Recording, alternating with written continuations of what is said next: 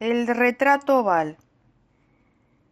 El castillo al cual mi criado se había atrevido a entrar por la fuerza antes de permitir que, gravemente herido como estaba, pasara yo la noche al aire libre, era una de esas construcciones en las que se mezclan la lobreguez y la grandeza y que durante largo tiempo se han alzado cejijuntas en los Apeninos, tan ciertas en la realidad como en la imaginación de Mrs. Radcliffe.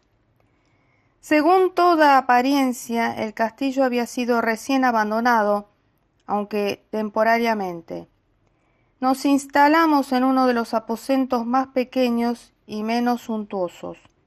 Hallábase en una apartada torre del edificio. Sus decoraciones eran ricas, pero ajadas y viejas. Colgaban tapices de las paredes que engalanaban cantidad y variedad de trofeos heráldicos, así como un número insólitamente grande de vivaces pinturas modernas en marcos con arabescos de oro. Aquellas pinturas, no solamente emplazadas a lo largo de las paredes, sino en diversos nichos que la extraña arquitectura del castillo exigía, despertaron profundamente mi interés, quizá a causa de mi incipiente delirio. Ordené, por tanto, a Pedro que cerrara las pesadas persianas del aposento, pues era ya de noche, que encendiera las bujías de un alto candelabro situado a la cabecera de mi lecho y descorriera de par en par las orladas cortinas de terciopelo negro que envolvían la cama. Al hacerlo así deseaba entregarme, si no al sueño, por lo menos a la alternada contemplación de las pinturas y al examen de un pequeño volumen que habíamos encontrado sobre la almohada y que contenía la descripción y la crítica de aquellas. Mucho leí e intensamente miré. Rápidas y brillantes volaron las horas hasta llegar la profunda medianoche. La posición del candelabro me molestaba, pero para no incomodar a mi amodorrado sirviente, alargué con dificultad la mano y lo coloqué de manera que su luz cayera directamente sobre el libro. El cambio, empero, produjo un efecto por completo inesperado. Los rayos de las numerosas bujías, pues eran muchas, cayeron en un nicho del aposento que una de las columnas del lecho había mantenido hasta ese momento en la más profunda sombra. Pude ver, así, vívidamente, una pintura que me había pasado inadvertida. Era el retrato de una joven que empezaba ya a ser mujer. Miré presurosamente su retrato y cerré los ojos.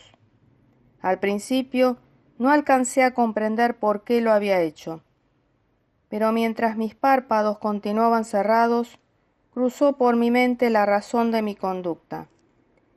Era un movimiento impulsivo a fin de ganar tiempo para pensar, para asegurarme de que mi visión no me había engañado, para calmar y someter mi fantasía antes de otra contemplación más serena y más segura. Instantes después volví a mirar fijamente la pintura. Ya no podía ni quería dudar de que estaba viendo bien, puesto que el primer destello de las bujías sobre aquella tela había disipado la soñolienta modorra que pesaba sobre mis sentidos, devolviéndome al punto a la vigilia. Como ya he dicho, el retrato representaba a una mujer joven. Solo abarcaba la cabeza y los hombros, pintados de la manera que técnicamente se denomina vignette y que se parece mucho al estilo de las cabezas favoritas de Sully. Los brazos, el seno y hasta los extremos del radiante cabello se mezclaban imperceptiblemente en la vaga pero profunda sombra que formaba el fondo del retrato. El marco era oval, ricamente dorado y afiligranado en estilo morisco. Como objeto de arte, nada podía ser más admirable que aquella pintura. Pero lo que me había emocionado de manera tan súbita y vehemente no era la ejecución de la obra ni la inmortal belleza del retrato. Menos aún cabía pensar que mi fantasía, arrancada de su semisueño, hubiera confundido aquella cabeza con la de una persona viviente. Inmediatamente vi que las peculiaridades del diseño, de la viñeta y del marco tenían que haber repelido semejante idea, impidiendo incluso que persistiera un solo instante. Pensando intensamente en todo eso, quedéme tal vez una hora, a medias sentado, a medias reclinado, con los ojos fijos en el retrato. Por fin, satisfecho del verdadero secreto de su efecto, me dejé caer hacia atrás en el lecho. Había descubierto que el hechizo del cuadro residía en una absoluta posibilidad de vida en su expresión que, sobresaltándome al comienzo, terminó por confundirme, someterme y aterrarme. Con profundo y reverendo respeto, volví a colocar el candelabro en su posición anterior. Alejada así de mi vista la causa de mi honda agitación, busqué vivamente el volumen que se ocupaba de las pinturas y su historia. Abriéndolo en el número que designaba retrato oval, leí en él las vagas y extrañas palabras que siguen. Era una virgen de singular hermosura y tan encantadora como alegre. Aciaga la hora en que vio y amó y desposó al pintor. Él, apasionado, estudioso, austero, tenía ya una prometida en el arte.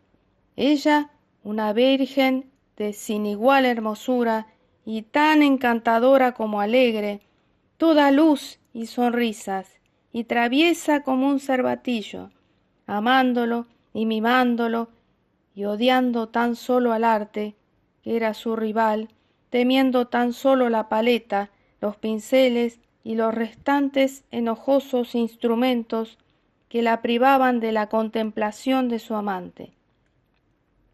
Así, para la dama, cosa terrible fue oír hablar al pintor de su deseo de retratarla, pero era humilde y obediente, y durante muchas semanas posó dócilmente en el oscuro y elevado aposento de la torre, donde sólo desde lo alto caía la luz sobre la pálida tela. Mas él, el pintor, gloriábase de su trabajo y avanzaba hora a hora y día a día. Y era un hombre apasionado, violento, taciturno, que se perdía en sus ensueños.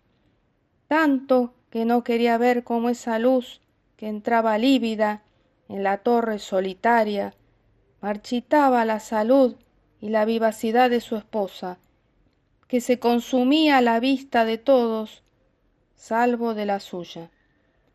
Mas ella seguía sonriendo, sin exhalar queja alguna, pues veía que el pintor, cuya nombradía era alta, trabajaba con un placer fervoroso y ardiente, bregando noche y día para pintar aquella que tanto le amaba y que, sin embargo, seguía cada vez más desanimada y débil.